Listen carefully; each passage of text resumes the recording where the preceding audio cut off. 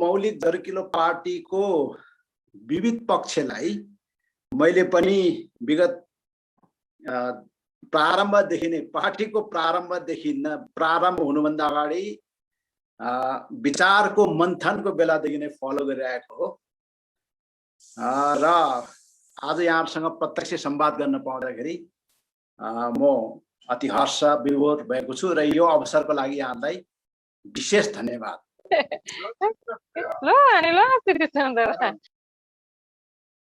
र आजको हाम्रो जुन टपिक छ पूर्वीय दर्शन र राजनीति, यो धेरै नै महत्त्वपूर्ण गम्भीर र युगले मागेको टपिक छ।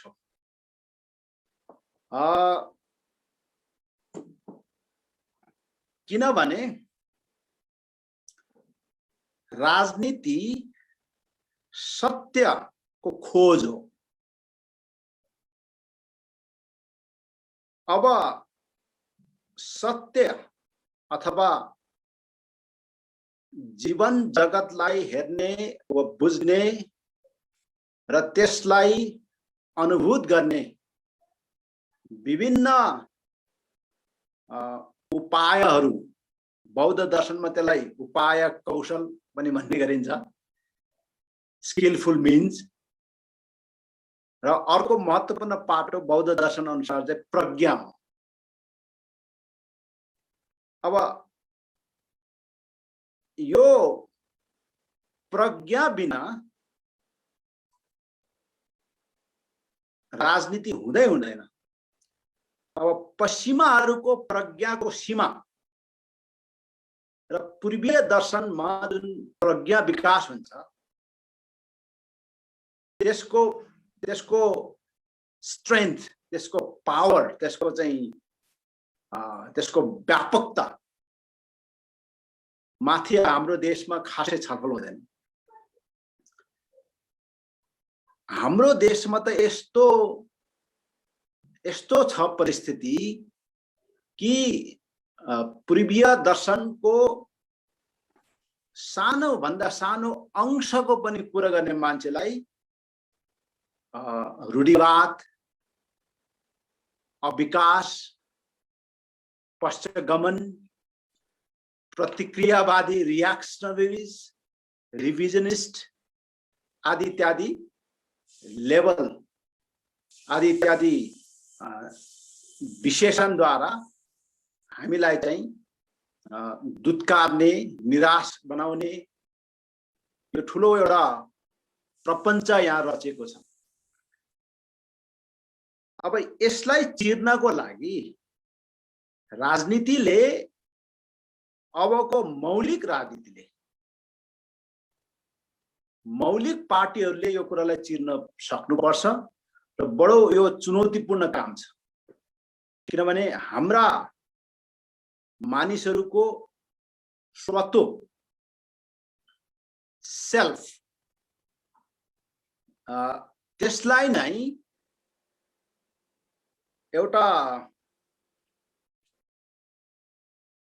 यो विद्यालय शिक्षा, विश्वविद्यालय शिक्षाको मार्फत, औपचारिक अनौपचारिक शिक्षाहरूको मार्फत र एउटा भ्यालु सिस्टम, एउटा क्यापिटलिस्टिक सोसाइटी, पुँजीवादी समाज निर्माण र त्यसका साथसाथै उपभोक्तावादले निर्माण गरेको एउटा भ्यालु सिस्टम, एउटा त्यसद्वारा हाम्रो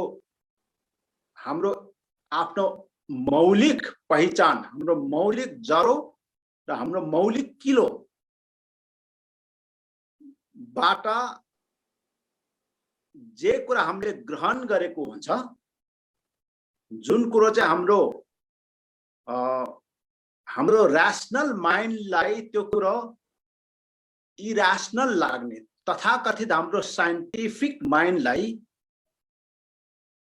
इऱ्यासनल, इलजिक र अनसाइन्टिफिक लाग्ने ती हाम्रो मौलिक जरो किलोबाट आएको त्यो मौलिक तत्व, मौलिक स्वत्व, त्यो चाहिँ फेरि हाम्रो मस्तिष्कमा, हाम्रो चित्तमा हाम्रो स्वत्वमा त्यो एकदम इन्हेरेन्टली रहेको हुन्छ। तर हाम्रो बुद्धि र अहंकार तत्व सांख्य दर्शनको कुरा ल्याउने हो भने यो कग्निटिभ कन्सियसनेस भन्छ नि सांख्य दर्शनले, हाम्रो त्यो रिफ्लेक्टिभ कन्सियसनेसको पाटोमा जाँदाखेरि हामीले हाम्रो सत्व देख्छ। तर हाम्रो कग्निटिभ कन्सियसनेस मा त्यसलाई ट्रेनिङ गर्ने कुरा चाहिँ कम्प्लिटली वेस्टर्न आइजबाट, वेस्टर्न भ्यालु सिस्टमबाट गरेको हुन्छ। त्यसले गर्दा हामीले जबसम्म रिफ्लेक्टिभ कन्सियसनेसको सहारा लिँदैन, विपसना जस्तो आफैलाई हेर्ने रिफ्लेक्टिभ कन्सियसनेस, आफैप्रति फर्किने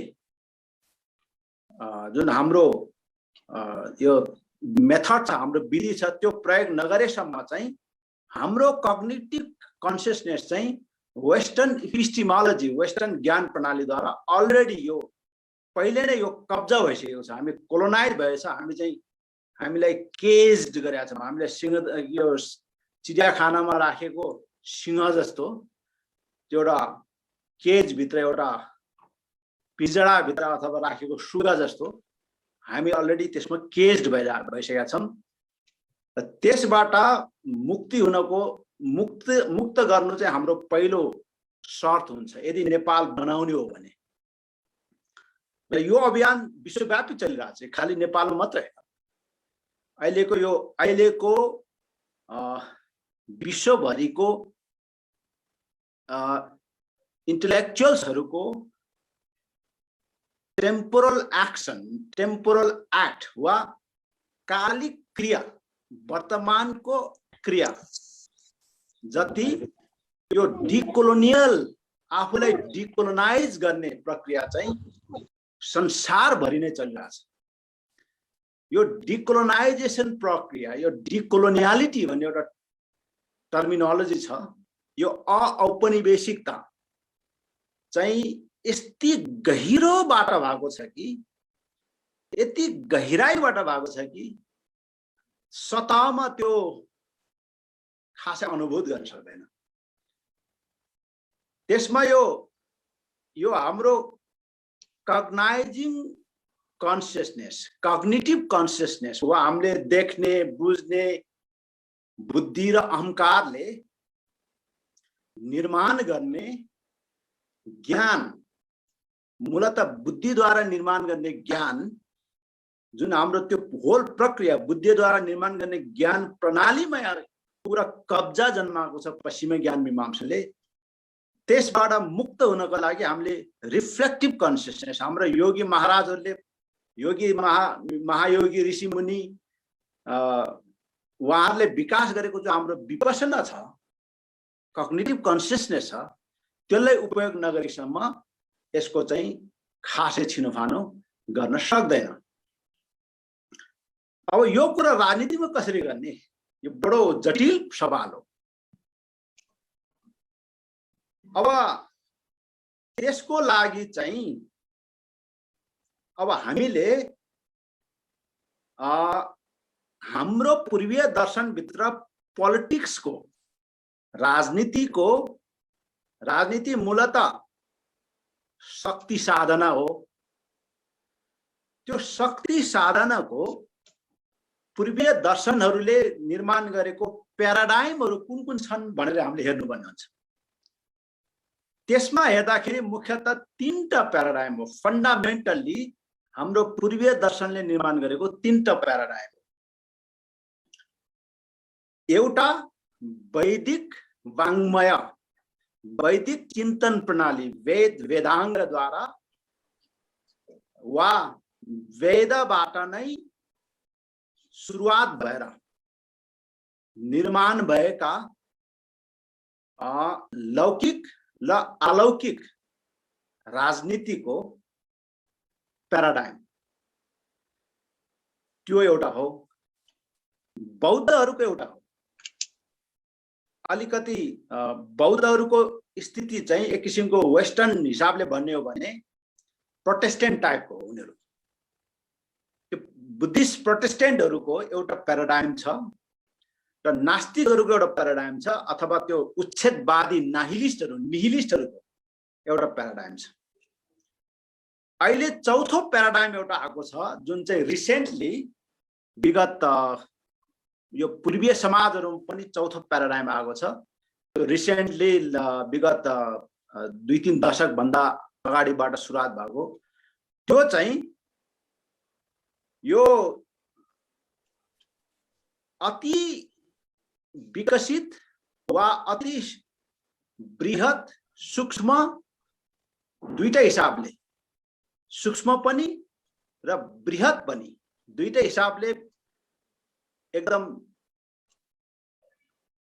अति विकसित अवस्थामा भएका वैदिक ज्ञान मीमांसा, तत्व मीमांसा र बौद्ध ज्ञान मीमांसा र तत्व मीमांसा र केही हदसम्म यो चारवाकहरुको नास्तिकहरुको ज्ञान मीमांसा तत्व मीमांसा भन्दा पर गएर यहाँको यो चाहिँ मेनस्ट्रीम भयो। यो मूलतः बौद्ध वैदिकहरुको मेनस्ट्रीम भारतवर्षमा नेपालमा विकास भएको एउटा ठूलो एउटा मेनस्ट्रीम ज्ञान मीमांसाको प्रभाव हो। त्यो भन्दा पर गएर एउटा ट्राइबल पिपुलको यहाँको परम अहिलेको चलन चल्तीको भाषाको आदिवासीहरुको आफ्नो विश्व दृष्टिकोण छ, आफ्नो वर्ल्ड भ्यू छ। त्यसलाई एन्थ्रोपोलोजिस्टहरुले एनिमिस्ट भन्न सक्छ वा त्यसलाई एउटा कुनै पनि किसिमले एउटा नामकरण दिन सक्ला, तर उनीहरुको आफ्नो किसिमको एउटा पर्टिकुलर वर्ल्ड भ्यू छ। त्यो वर्ल्ड भ्यूहरुमा एकदम बौद्ध र वैदिक प्रणालीमा जस्तो अति विकसित सोफिस्टिकेटेडली डेभलप्ड त्यो विपसना प्रणालीहरु छैन वा एपिस्टेमोलोजिकल कुरा छैन। त्यहाँ एकदम त्यो प्राग्मेटिक वा रियलिस्ट भ्यूबाट जीवन र जगतलाई सञ्चालन गर्ने, हेर्ने र बुझ्ने र व्यवस्थापन गर्ने एउटा विधिहरु त्यहाँ विकास गरिरहेछ। फर इक्जाम्पल राउटेको हुन सक्ला, चेपाङको हुन सक्ला, उसुन्डाको हुन सक्ला, यी यस्ता समूहहरु पनि छन्। तर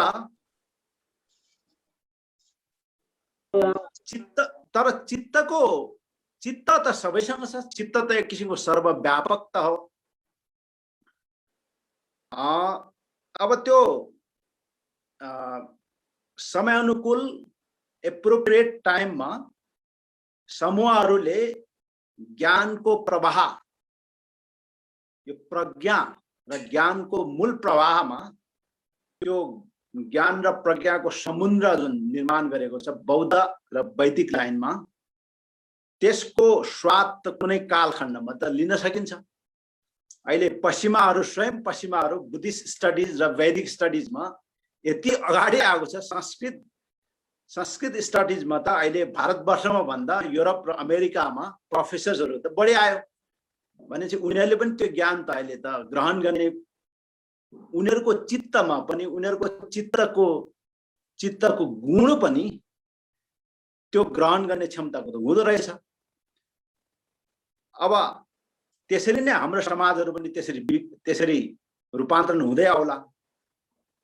तर यसका केही आधारभूत कुरा चाहिँ हामीले आज म थोरै राख्दै त्यसपछि म अरु 2-3 मिनेटमा मेरो आफ्नो भनाइ टुङ्ग्याउँछु। त्यसपछि प्रश्नहरुलाई अथवा यहाँहरुको भनाइ पनि सुन्न चाहन्छु।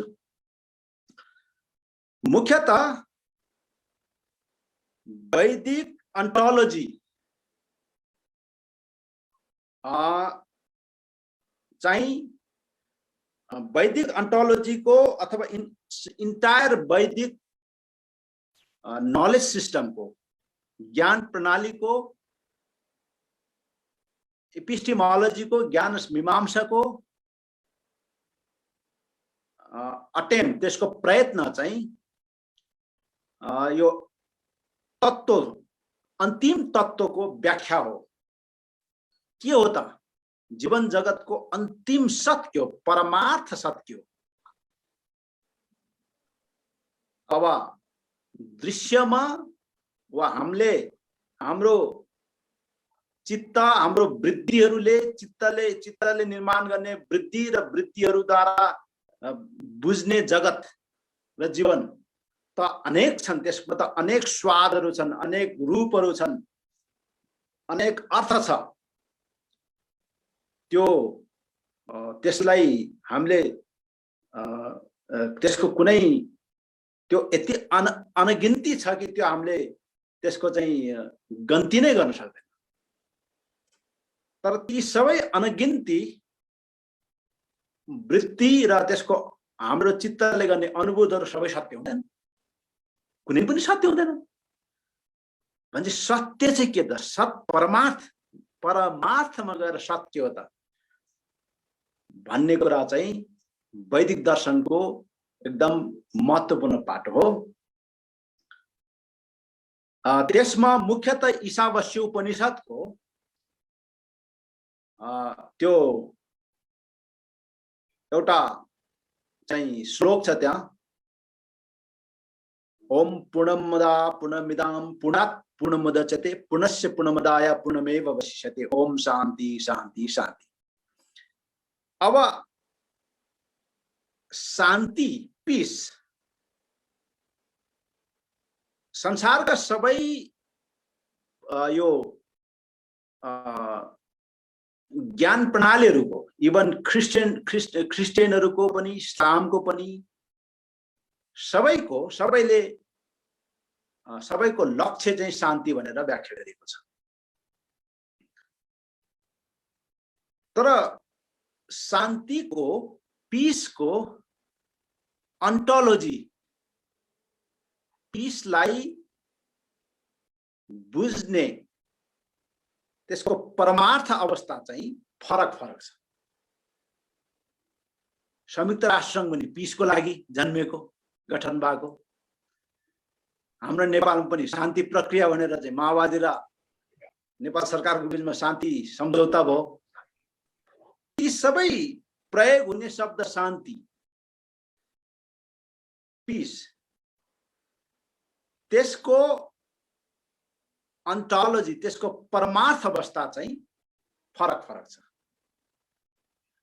त्यसमा अघिको पूर्णम अदा पूर्णम इदम पूर्णात् पूर्णमुदच्यते पूर्णस्य पूर्णमदाय पूर्णमेव अवशिष्यते भन्ने जुन हाम्रो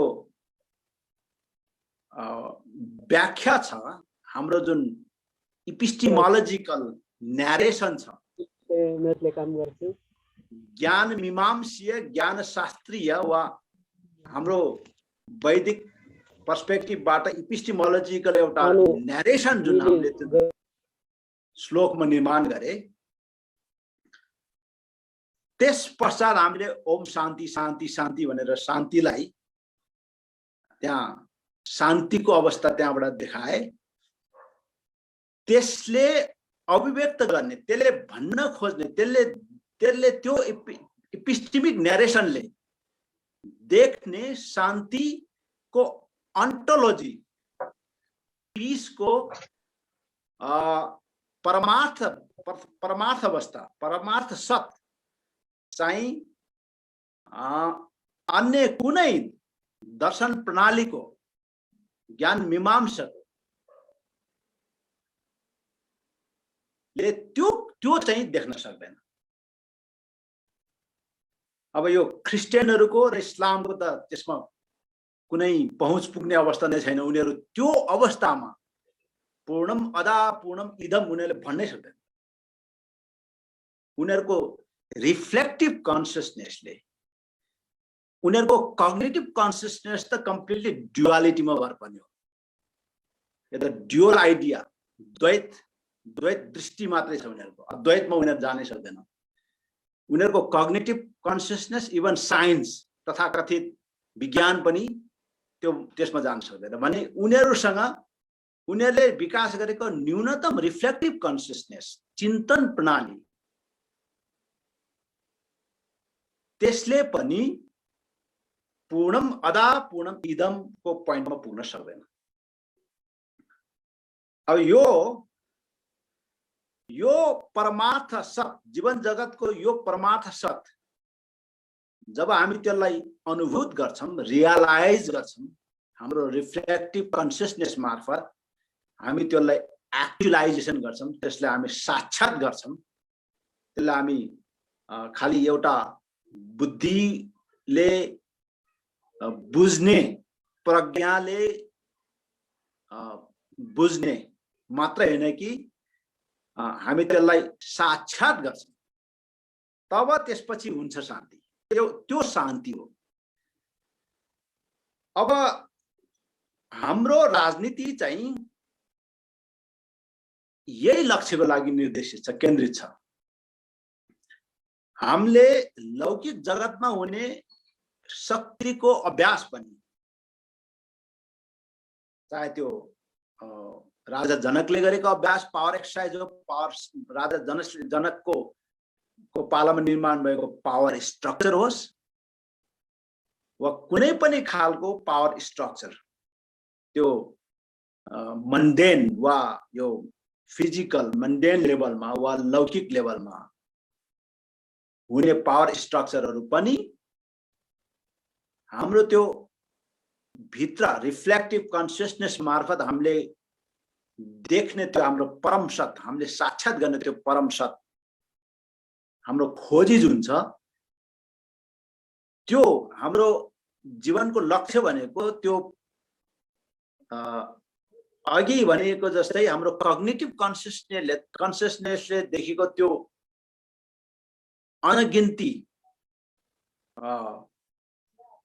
अनगिन्त रूपमा हामीले जुन फरक फरक चिजहरू प्रत्येक पल पलमा हामी अनुभव गर्छौं, ती सबैको एउटै सत, एउटै अवस्था भनेको पूर्णमदा पूर्णमिदं पूर्णात् पूर्णमुदच्यते पूर्णस्य पूर्णमादाय पूर्णमेव अवशिष्यते।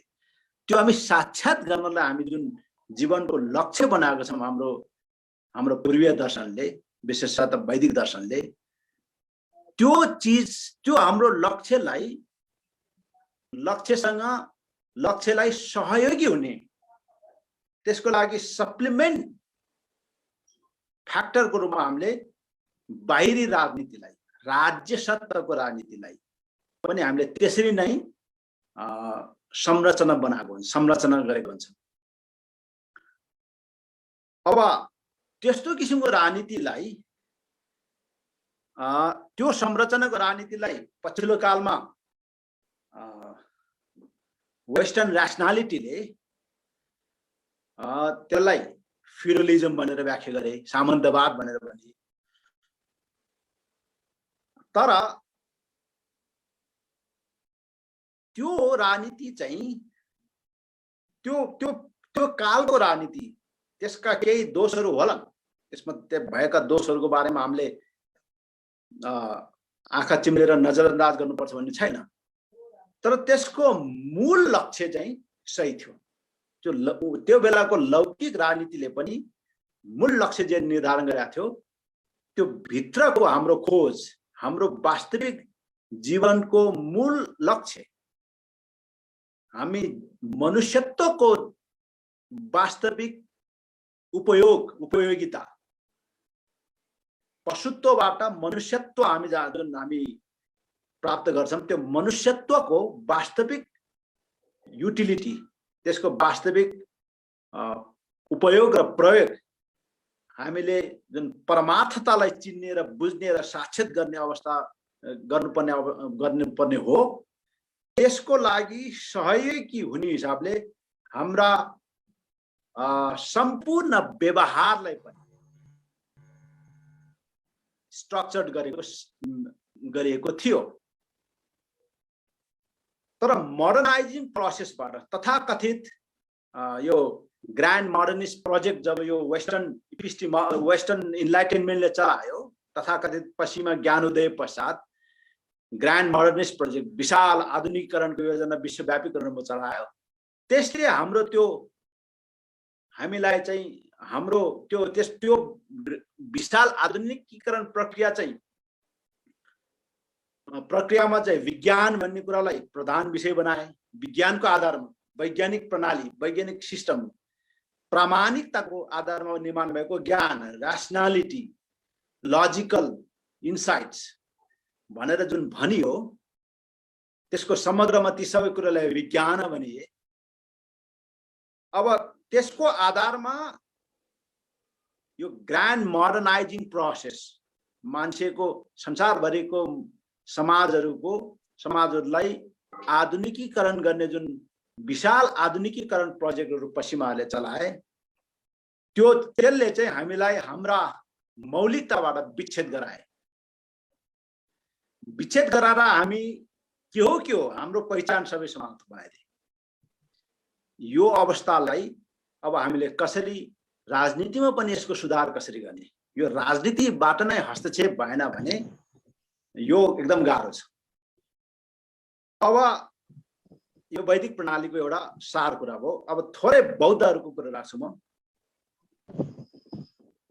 बौद्धहरूको के छ भने त्यसरी नै नागार्जुन, आचार्य नागार्जुनले एउटा संश्लेषण गरेका छ, शान्ति हो। त्यो फेरि हाम्रो परमार्थ सत्य फेरि शान्ति नै हो। परमार्थ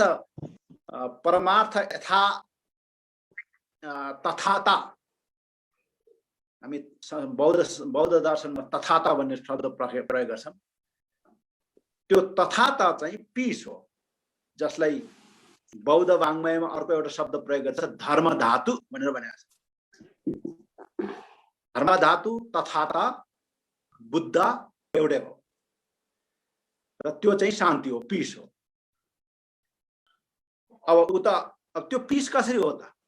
त्यसको अघि भनेको जस्तो इपिस्टेमिक न्यारेसन कसरी निर्माण गरेको छ त बौद्धहरूले भन्दाखेरि चाहिँ आचार्य नागार्जुन के भन्छ भने अनिरोधम अनुत्पादम छेदम अशाश्वतम अनेकार्थम अनानाथम अनागमम निर्गमम य प्रतीत्य समुत्पादम प्रपंच पशमम शिवम देशाय मासा सम्बुद्धस्तम वन्दे बततम परम भनेर आचार्य नागार्जुनले आजभन्दा 1900 वर्ष अगाडि यसको चाहिँ एपिस्टेमिक न्यारेसन बनाउनु भयो, भाष्य बनाउनु भयो उहाँले।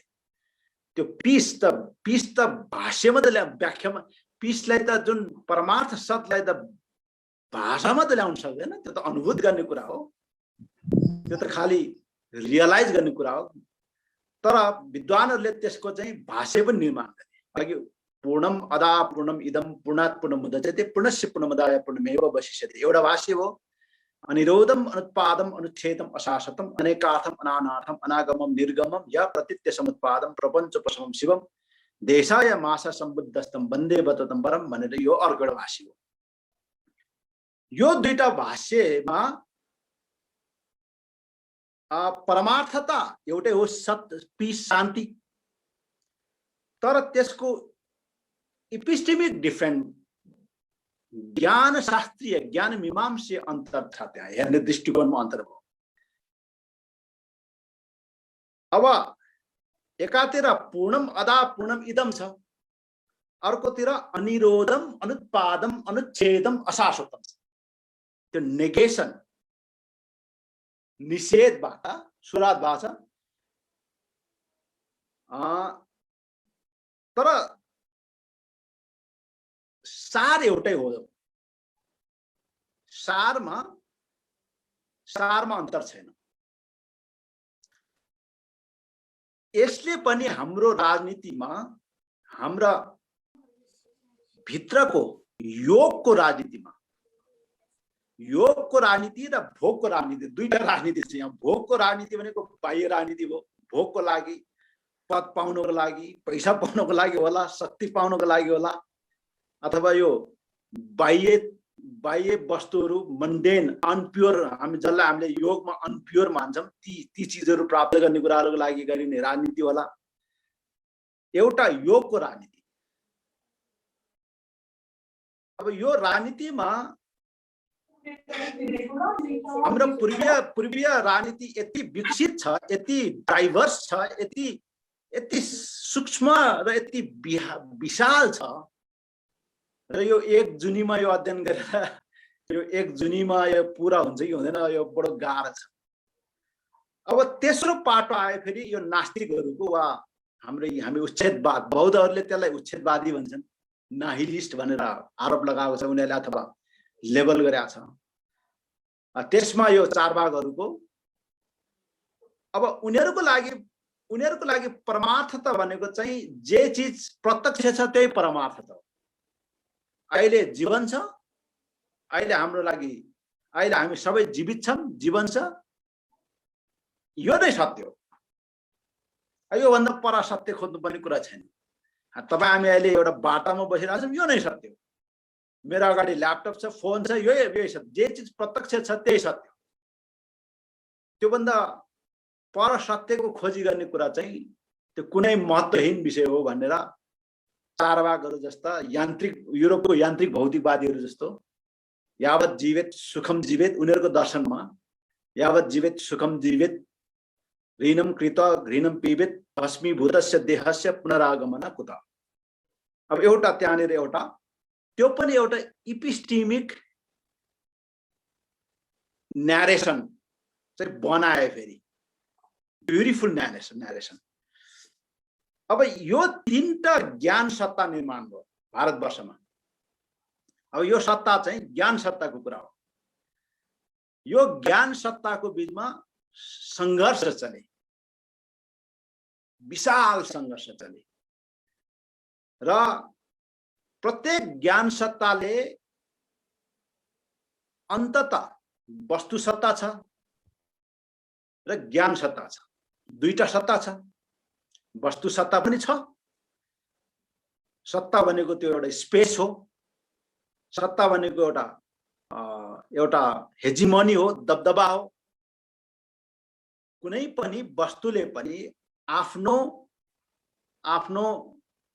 दबदबा आफ्नो क्षेत्रमा आफ्नो दबदबा बनाएको हुन्छ। उसले आफ्नो त्यसलाई आफ्नो स्ट्रेन्थ, आफ्नो एनर्जी, आफ्नो पावरबाट उसले त्यसलाई अकुपाई गर्छ। सत्ता भनेको यदि त्यो अकुपाई गर्न सक्दैन, त्यसलाई हामीले अकुपाई गर्न सक्दैन भने त्यो सत्ता बन्दैन। एउटा ढुङ्गा, ठुलो ढुङ्गाले एउटा जमिनको एउटा स्पेस अकुपाई गर्छ। त्यहाँ अन्य ढुङ्गा, माटो, मान्छे, कसैको अन्य कुनै वस्तुले कुनै पनि फेनोमेनाले त्यो स्पेसमा चाहिँ अकुपाई गर्नले सक्दैन। त्यो सत्ता हो, वस्तु सत्ता पनि छ। तर वस्तु सत्तामाथि नियन्त्रण गर्ने चाहिँ कुरा चाहिँ नियन्त्रण गर्नको लागि चाहिँ ज्ञान सत्ता पहिला निर्माण गर्नुपर्छ। किनभने ज्ञान सत्ताको जगमा ज्ञान सत्ताले निर्माण गर्ने ऱ्यासनालिटीको एउटा लजिकल फ्रेमवर्कमा एउटा तपाईको यो एपिस्टेमिक न्यारेसनबाट ज्ञान शास्त्रीय ज्ञान मीमांसे भाष्यको आधारमा राज्य सत्ताहरू निर्माण हुन्छ र त्यो राज्य सत्ता मार्फत वस्तु सत्तामाथि नियन्त्रण हुन्छ। अहिले हाम्रो नेपालको सारा वस्तु सत्ता, हामीसँग वस्तु सत्ता त छ नि। यो यहाँको जमिन, यहाँको भूगोल, यहाँको विविधता, यहाँको मानिस पनि एउटा वस्तु हो, यहाँको जनसङ्ख्या। तर त्यो माथि यो मार्क्सवाद र उदारवाद नामको ज्ञान सत्ता निर्माण गरेर आएर त्यसको आधारमा निर्माण भएको राज्य सत्ताले हामी माथि नियन्त्रण गर्यो। अब हाम्रो मौलिक जरकिलो पार्टी जस्तो संगठनको पार्टीको त मिसन भनेको त अब त्यो अर्को किसिमको एउटा मार्क्सवादी पार्टी वा अर्को किसिमको एउटा उदारवादी विचारको पार्टी बनाएर अहिलेको त्यो वस्तु सत्तामाथिको नियन्त्रण, किनभने आफ्नो स्वार्थको लागि। अब केपी ओलीको सरकारले चुरे दोहन गरेर बेच्ने त्यो वस्तु सत्ता हैन, त्यसमा कम्पिटिसन गर्ने। अब कसैले गण्डकी बेच्छ भने कसैले कर्णाली बेच्छ, अब कसैले कोशी बेच्छ, त्यो कम्पिटिसन छ त्यहाँ। अब त्यो हाम्रो वस्तु सत्ता, हाम्रो स्वतो पनि अरूको नियन्त्रणमा गयो। हामी भित्रको स्वतो पनि उनीहरूको ज्ञान मीमांसाले, उनीहरूको ज्ञान सत्ताले त्यसलाई नियन्त्रणमा लिए भनेपछि हाम्रो वस्तु सत्तामाथि त उनीहरूले सहज रूपमा नियन्त्रण गर्छ। र त्यो नियन्त्रण गर्नको लागि हाम्रा मानिसलाई, जो हाम्रा राजनीतिज्ञहरू यहाँ छन्, उनीहरूलाई चाहिँ उनीहरूले चाहिँ त्यो इल फिटेड डिलमा उनीहरूको स्वार्थको लागि, उनीहरूको खराब स्वार्थको लागि र उनीहरूको आफ्नो सेल्फ आफ्नो निजी स्वार्थको लागि इल फिटेड डिल, गलत डिलहरू गर्छन् कोसँग, बाह्य सत्तासँग, र त्यसले चाहिँ अनि हाम्रो वस्तु सत्तामाथि चाहिँ दोहन गर्छ। अब यी सबै कुरोलाई उल्टाउने काम मौलिक जरकिलो पार्टीले गर्नु पर्यो। यो गम्भीर राजनीति, यो सानोतिनो चान्चुने राजनीति होइन। अब यो वास्तविक राजनीति चाहिँ वास्तवमा यो हो। त्यो अब एउटा कम्युनिस्ट पार्टी र कांग्रेस पार्टीको बीचमा जो नवोदारवादको कुरा गर्छ वा उदारवादको कुरा गर्छ, जो एउटा चाहिँ कम्युनिस्टहरू तथाकथित रूपमा मार्क्सवादको कुरा गर्ला, वास्तविक मार्क्सवादी हो कि होइन त्यो आफ्नो नाममा होला, मार्क्सवादको कुरा गर्ला, उनीहरूको बीचमा हुने एउटा प्रतिस्पर्धा एउटा कुरा हो। एउटाले अर्कालाई गाली गर्ने के भन्ने, अहिले एउटा प्रगतिशील गठबन्धन, एउटा चाहिँ प्रतिगामी दक्षिणपन्थी गठबन्धन भन्ने चाहिँ अहिले यहाँ लेभल लागिरहेछ। तर ती सबै त अघि हामीले भने जस्तै तिनीहरूको त ज्ञान सत्ता त यहाँ हाम्रो जरो र हाम्रो किलोमा जोडेको छैन, हाम्रो जलोमा छैन, त्यसको ज्ञान सत्ताको जरो त यहाँ छैन। त्यो त उता गएर पश्चिमी इन्लाइटेनमेन्ट, वेस्टर्न इन्लाइटेनमेन्ट गएर जोडिन्छ, हाम्रो इन्लाइटेनमेन्टमा त छैन। भनेपछि त्यो कुरालाई नै मौलिक बनाउने, ज्ञान सत्ता नै पहिला मौलिक रूपमा विकास गर्ने चाहिँ बडो चुनौतीपूर्ण काम हो। र त्यसको लागि हामीले धेरै अध्ययन गर्न जरुरी छ, धेरै मेहनत गर्न जरुरी छ। पुस्तौं पुस्त लाग्न सक्छ, तर अथक रूपमा हामीले त्यो प्रयत्न गर्नुपर्छ। र त्यसमा अब लिड, अब हाम्रै मौलिकताको कुरा गर्दा पनि अघि त्यहाँ पनि धेरै मतहरू छन्, आफ्ना मतहरू छन्। समग्रमा मैले तीनटा भने तीन किसिमको श्लोकहरू राखेर त्यसको आधारमा अगाडि बढ्न सक्छ। र तिनीहरूको बीचमा एउटा संवाद कसरी स्थापित गर्ने, जीवनलाई फगत यावत् जीवित सुखम जीवित ऋणम कृत घृणम पीवेत भस्मीभूतस्य देहस्य पुनरागमन कुत भन्ने साथीहरूसँग अनिरोधम अनुत्पादम अनुच्छेदम अशाश्वतम अनेकार्थम अनानार्थम अनागमम निर्गमम भन्ने इपिस्टेमिक न्यारेसन, ज्ञान मीमांसीय भाष्य द्वारा परमार्थ सत्य, परमार्थ तत्व, परमार्थ चिन्तन, परमार्थ त बुझ्ने देख्ने साथीहरूसँग र यतापट्टि पूर्णमदा पूर्णमिदम भन्ने त्यो इपिस्टेमिक न्यारेसनलाई त्यसको माइक्रोस्कोपिक चस्माबाट, फ्रेमबाट जीवन जगतको परमार्थ सत्य बुझ्ने र त्यही अनुसार योग र भोग, बाह्य र आन्तरिक दुईटै स्तरमा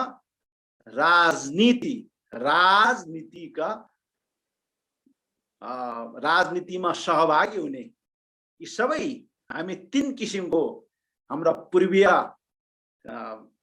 फरक धारहरूको बीचमा कस्तो किसिमको संवाद हुने, डायलोजिकल प्रोसेस। यहाँ डायलेक्टिकल हुँदैन। मार्क्सिस्टहरूले र क्रिस्चियनहरूले डायलेक्टिक गर्छ। उनीहरू क्रिस्चियन जति गॉडको चिल्ड्रेन, बाँकी शैतान। सो शैतान चाहिँ त्यो डायलेक्टिक हुनु पर्यो, निषेध हुनु पर्यो हैन। अब हामीले नास्तिकहरूलाई निषेध गर्न जरुरी छैन, त्यो डायलग हुनु पर्यो, संवाद हुनु पर्यो, डायलोजिक मेथड हुनु पर्यो। अब यो हाम्रो चाहिँ यो डायलोजिक मेथड, डायलोजिक प्रोसेसलाई कसरी स्टार्ट गर्ने, यो बडो महत्त्वपूर्ण कुरा छ। भारतवर्षमा यो सन्तुलन गुमाउँदाखेरि बौद्धहरू सबै नासिए र मुस्लिमहरू, इस्लामहरूले भारतवर्ष कब्जा गरे। त्यो बेला वैदिकहरूले केही समय त बौद्ध नासेकोमा खुसी नै मनायो होला, तर अन्ततः मुस्लिमले अन्ततः वैदिक लाइनले पनि समाप्त पार्नको लागि प्रयत्न गरे। अहिलेसम्म त्यो झगडा छँदैछ। त्यो कालचक्र तन्त्र भन्ने एउटा बौद्ध तन्त्र छ। त्यो कालचक्र